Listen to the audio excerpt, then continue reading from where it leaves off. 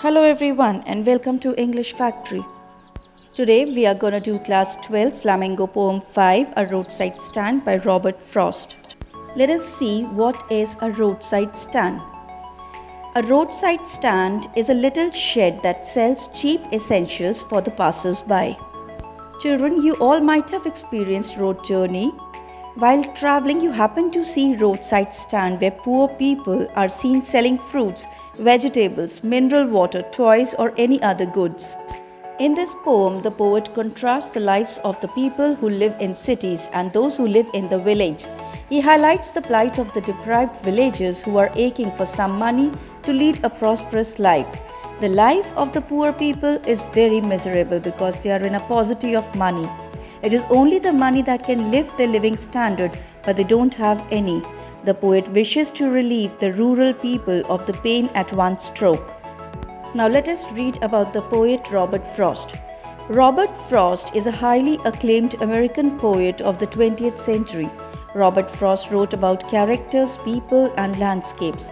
His poems are concerned with human tragedies and fears, his reaction to the complexities of life, and his ultimate acceptance of his burdens.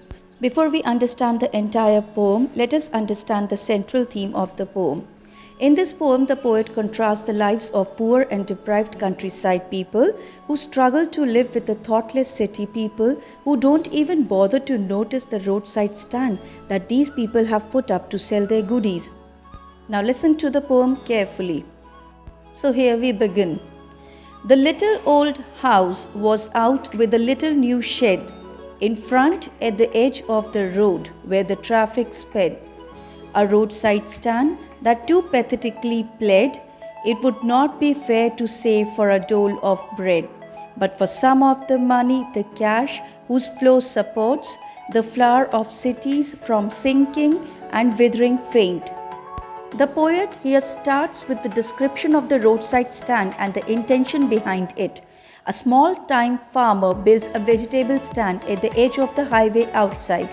His house is in the hope that passing cars would buy the produce and earn a bit of the money that supports cities from falling into ruin. He only wants to earn a living, he's not begging for money at all. Next stanza is, the polished traffic passed with a mind ahead, or if ever a sight a moment then out of sorts at having the landscape marred with the artless paint of signs that with N turned wrong and S turned wrong, offered for sale wild berries in wooden quads, or crooked-necked golden squash with silver warts, or beauty rest in a beautiful mountain scene. The poet here explains, however, no car ever stopped, and the ones that even glance in the direction of the stand without any feeling of compassion only comment about how the construction spoils the view of the surrounding, or how badly or wrongly painted north and south signs without even noticing the wild berries and squash for sale in the stand or the beautiful mountain scene. Moving on to next stanza. You have the money, but if you want to be mean, why keep your money and go along. The hurt to the scenery wouldn't be my complaint so much as the trusting sorrow of what is unsaid. The poet here speaks from the behalf of the stall keeper. He says, though the rich people have enough money, but they are mean. What will they do, however, with this money? The stand keeper wouldn't hurt the scenery if he had enough money. He again says that the sorrow of the villagers remains unsung. Next stanza is, here far from the city we make our roadside stand and ask for some city money to feel in hand, to try if it will not make our being expand and give us the life of the moving pictures promise that the party in power is said to be keeping from us. The poet here explains that these roadside stand keepers come from a distance and make their stand. However, they want to live a blissful life with the city money, which they had seen in movies and other media, but the political parties are denying them all these plush life. They want the money not to be stolen by the powerful people. Proceeding to the next stanza, it is in the news that all these pitiful kin are to be bought out and mercifully gathered in to live in villages next to the theatre and the store where they won't have to think for themselves anymore. Here the poet says, He somewhere heard that these unfortunate villagers would be brought next to the city place where they can experience the cinema and the store. However, Frost says that these so-called good city people are selfish as they help these pitiful kin of their own advantage. These benefactors make the villagers completely dependent on them, thus robbing them of their ability to think for themselves or be independent. Next stanza is, while greedy good doers, beneficent beasts of prey swarm over their lives enforcing benefits that are calculated to soothe them out of their wits, and by teaching them how to sleep, they sleep all day, destroy their sleeping at night the ancient way. The poet is aware of the intentions of the city people. They actually harm the poor behind their good intentions. They make the villagers their prey. The city people confuse them. They make them work day and night. They manipulate these innocent villagers and ask them not to use their own ideas. These villagers are now troubled and unable to sleep at night because they haven't worked in the morning. Sometimes I feel myself I can hardly bear the thought of so much childish longing in vain. The sadness that lurks near the open window there, that waits all day in almost open prayer, for the squeal of brakes, the sound of a stopping car, of all the thousand selfish cars that pass, just want to inquire what a farmer's prices are. The poet here talks about his personal feelings, saying that he can hardly bear the thought of the farmer's dashed hopes. The open windows of the farmer's house seem to wait all day just to hear the sound of a cart stopping to make a purchase. However, they are always disappointed as vehicles only stop to inquire the prices. Moving on to the last stanza. And one did stop, but only to plough up grass, in using the yard to back and turn around, and another to ask the way to where it was bound, and another to ask could they sell it a gallon of gas. They couldn't, they had done, didn't it see? The poet further explains that the villagers feel disappointed as the cars stop either to inquire the price or to ask their way ahead, to reverse or to ask for a gallon of gas. The polished traffic refers to the rich class who drive their cars to the destinations, probably to another city, mindful of the countryside roadside stand, and if at all they did get distracted by the countryside, they seemed out of place in it. Moving on to the last stanza. No, in country money, the country scale of gain, the requisite lift of spirit has never been found, or so the voice of the country seems to complain.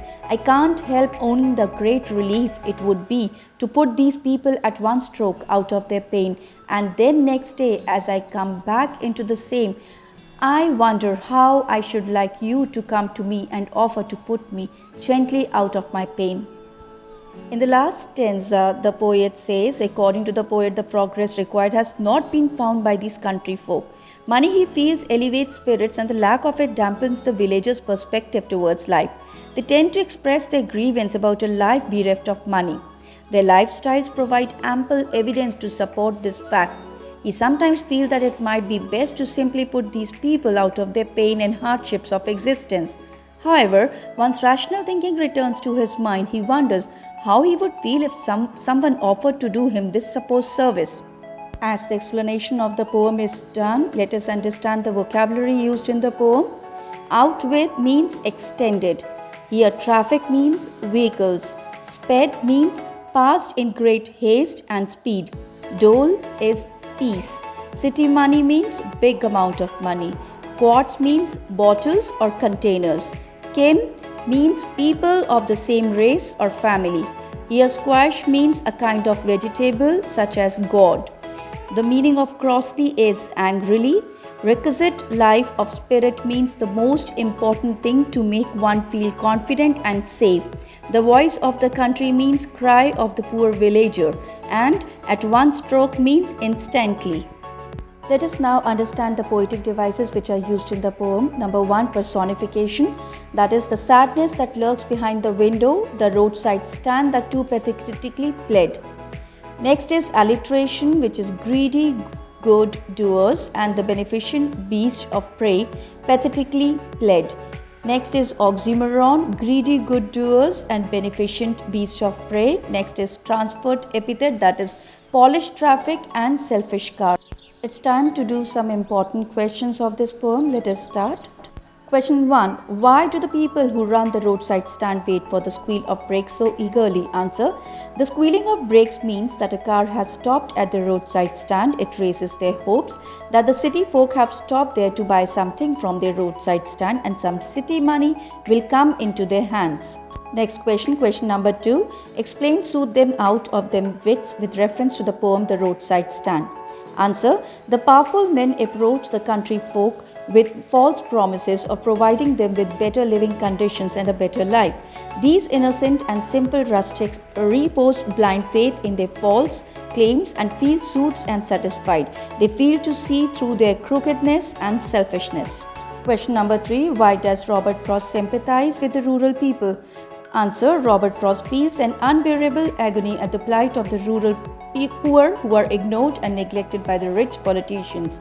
The government and the party in power are indifferent to their welfare. They fool them by making false promises and then fully exploit them to suit their own selfish interests. Moving on to next question number 4. Why do people at the roadside stand ask for city money? Answer. The rural people running the roadside stand are poor and deprived, unlike the people of the city. They thus ask for city money so that they too can lead a life of happiness and prosperity. This much needed city money can give them the life that had been promised to them by the party in power. Question number 5. Why didn't the polished traffic stop at the roadside stand? Answer. The polished traffic conveniently overlook the roadside stand and do not stop there as their mind is focused only on their destination. Moreover, they were critical of the poor decor of the stand, its artless interior and paint. Coming on the last question, what was the plea of the folk who had put up the roadside stand? Answer. The folk who had put up the roadside stand pleaded to the city dwellers to stop and buy their wares so as to enable them to earn some extra money for a decent living. They wanted that the rich people who passed from there in their cars should stop there and buy some goods from them. The money that these folks would earn from the rich people would help them to lead a better life. Here I end my today's lesson with such a beautiful quote of Martin Luther King. Out of the mountain of despair, there's a stone of hope. Hope you have gained much out of today's video. Kindly like, share and subscribe and press the bell icon for notification. Waiting for your valuable comment and follow our Instagram ID. The link is given in the description box. Thank you and stay blessed.